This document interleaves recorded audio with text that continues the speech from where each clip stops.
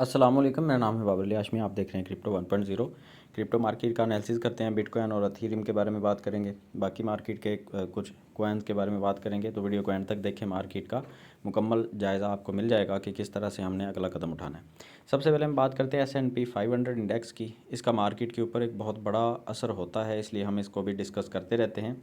अगर हम बात करते हैं 1 डे की कैंडल की, तो यहाँ पे हमें तकरीबन 3-4 दिन से 5.2% गिरावट देखने को मिली है अमेरिकन एक्सचेंज के अंदर, स्टॉक एक्सचेंज के अंदर। नैस्डैक का इंडेक्स देखते हैं तो इसमें भी अगर हम आते हैं 1 डे की कैंडल के अंदर, तो जहाँ पे भी हमें तकरीबन 6% का जो है वो डाउन ट्रेंड देखने को मिला है। ठीक है, उसके बाद आ जाते हैं हम BTC के अंदर, जो हमारा मेन कॉइन होता है। तो आप यहाँ पे देख सकते हैं कि तकरीबन हमें जो है वो 11% तक, आई थिंक जी बिल्कुल 11% तक हमें जहाँ पे भी गिरावट देखने को मिली है, लेकिन ये तकरीबन मिली है हमें 6 दिन के अंदर। तो ये हम हैं 1 डे की कैंडल के ऊपर। मैं आपको जो पिछली अपनी वीडियोस में काफ़ी दिनों से बता रहा था कि मुझे लग रहा है कि मार्केट अब मज़ीद तकरीबन अपनी दोबारा एक बॉटम को देखेगी। वो बॉटम होगा तकरीबन 17,000 और 600-700 के ऊपर। ये जो लाइन आपको नज़र आ रही है तकरीबन 17,600 की लाइन बनती है, जहाँ से मार्केट पहले भी रिजेक्ट होकर वापस जा चुकी है। तो खैर हम अगर BTC के अंदर एंट्री लेने की बात करें तो अभी एंट्री लेने का टाइम बिल्कुल भी नहीं है। ये मैं आपको अपनी स्ट्रेटजी बता रहा हूँ। आपकी स्ट्रेटजी मुझसे मुझसे अलग भी हो सकती है और मुझसे बेहतर भी हो सकती है, तो आप अपना एनालिसिस भी लाजमी करें। लेकिन मैं ये कहता हूँ कि ये जो हमारे पास एक स्पॉट लाइन है, हमें इस स्पॉट लाइन के ऊपर एक एंट्री जो है वो जहन में रखनी चाहिए। और हमें ये भी उम्मीद रखनी चाहिए कि मार्केट इससे भी नीचे गिर के 16,000 के ऊपर भी आ सकती है। खैर, बिटकॉइन के बारे में ज़्यादा कुछ बात करने के लिए है नहीं कोई मार्केट में। इसके बारे में नया कोई ना तो इवेंट है ना कोई ख़बर है। बस ये है कि टेक्निकल एनालिसिस के बेस के ऊपर हम जो बात कर सकते हैं वो यही है कि जब तक अमेरिकन स्टॉक एक्सचेंज के अंदर हमें बेहतरी देखने को नहीं मिलेगी, बिटकॉइन के अंदर भी हमें बेहतरी देखने को नहीं मिलेगी। अथीरियम की बात करें तो मैंने आपको बताया था, अथीरियम के अंदर मैं जब भी एंट्री लूँगा तो मैं अपनी एक स्पॉट लाइन को जहन में रख के एंट्री लूँगा। वो स्पॉट लाइन कहाँ पे है, ये देखें जी। मैंने स्पॉट लाइन जो लगाई हुई है वो मैं 934 के ऊपर और 880 के ऊपर, ये दो मेरे जहन में हैं। उनसे पहले अगर मैं एंट्री लेना चाहूँगा तो मैं इस स्पॉट लाइन के ऊपर, मैंने आपको बताया था मैं एंट्री लूँगा 1040 के ऊपर। लेकिन अभी जो मार्केट की कंडीशन चल रही है, क्योंकि मार्केट सारी गिरावट का शिकार है, तो मैं यहाँ पे एंट्री कैंसिल कर रहा हूँ, मैं एंट्री नहीं ले रहा। ये मेरा एनालिसिस पहले मैंने किया था कि एंट्री यहाँ पे लूँगा, लेकिन अभी क्योंकि मार्केट की कंडीशन चेंज हो चुकी है तो मैं अभी एंट्री कैंसिल कर रहा हूँ। अब जो नेक्स्ट मेरा टारगेट होगा अथीरियम के अंदर एंट्री लेने का, लॉन्ग टर्म के लिए या शॉर्ट टर्म के लिए जहाँ भी, वो तकरीबन 940 के ऊपर या फिर 890 के ऊपर, 890 या 80 के ऊपर तकरीबन। ठीक है, और वो हम मार्केट की कंडीशन को देख के फ़ैसला करेंगे। अगर हम अथीरियम को मज़ीद नीचे गिरता हुआ देखेंगे तो फिर अथीरियम हमें तकरीबन 400 से 500 के अंदर अंदर ट्रेड होता हुआ नज़र आएगा, और ये तकरीबन सितंबर तक इस तरह से ही शायद चले। और जहाँ से बाउंस बैक करना भी कोई मुश्किल चीज़ नहीं है, अथीरियम के लिए बाउंस बैक करेगा, लेकिन सितंबर से पहले पहले अथीरियम दोबारा एक दफ़ा बॉटम लाजमी देखेगा और उसके बाद फिर से ऊपर जाने के चांसेस बनेंगे। आगे चलते हैं, BNB के बारे में थोड़ी सी बात कर लेते हैं। काफ़ी दिन से हमने इसका एनालिसिस नहीं किया।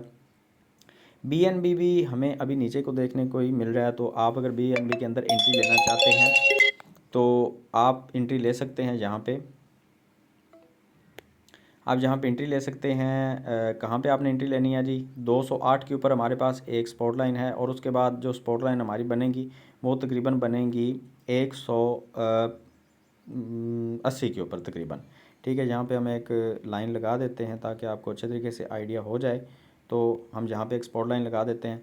अच्छा, इसके बाद हम बात करते हैं जी, ये हमारा एंट्री का टारगेट होगा सेकंड का। हमारी फर्स्ट जो एंट्री है वो होगी 208 के ऊपर, और जो सेकंड एंट्री होगी वो तकरीबन 185 के ऊपर होगी। ठीक है, आगे चलते हैं। ओके भी के बारे में शॉर्टली बात कर लेते हैं, उसके बाद वीडियो को एंड करते हैं। वीडियो ज़्यादा लंबी नहीं करेंगे, मार्केट के जस्ट आपके साथ थोड़ा सा नेक्स्ट मूव जो है वो मैं शेयर करना चाह रहा था। मार्केट में ओके भी की जो कंडीशन है, एक पैटर्न बना था जिसके बाद मार्केट ने थोड़ा बहुत यहाँ पे बूम करना था और उतना कर भी लिया। ये जो पैटर्न होता है, मैं आपको साथ साथ ये समझाता भी रहता हूँ कि ये पैटर्न जब भी बनता है उसके बाद मार्केट थोड़ा बहुत यहाँ से बाउंस करती है, और उसके बाद क्योंकि मार्केट की कंडीशन अच्छी नहीं थी तो उसकी वजह से मार्केट ने दोबारा से जो है हमें नीचे का मूवमेंट ही दिखाया। तो खैर आगे चलते हैं, बात कर लेते हैं किसी और कॉइन के बारे में एक, और उसके बाद वीडियो का एंड करते हैं, और नेक्स्ट वीडियो का इंतज़ार कीजिएगा। आज बात कर लेते हैं फाइनली डॉज के बारे में। आपकी रिक्वेस्ट बार बार आती रहती है कि डॉज का एनालिसिस लाजमी किया करें। डॉज का भी एक हमें जो नेक्स्ट मूव नज़र आ रहा है वो तकरीबन नीचे की तरफ ही नज़र आ रहा है। एक स्पॉट लाइन के ऊपर शायद ये है, अभी ये हमें अभी लाइंस नज़र आ जाएंगी जहाँ पे स्पीड की कमी की वजह से लाइंस थोड़ी सी देर से जो होती हैं वो नज़र आती हैं। हम इनको कर देते हैं बंद, और जहाँ पे हमारे पास जो इंडिकेटर्स हैं वो हमें अभी शो नहीं हो रहे, पता नहीं क्यों नहीं हो रहे, नेटवर्क की प्रॉब्लम की वजह से आई थिंक ये शो नहीं हो रहा है। तो खैर हम 4 घंटे की कैंडल को देख लेते हैं जी।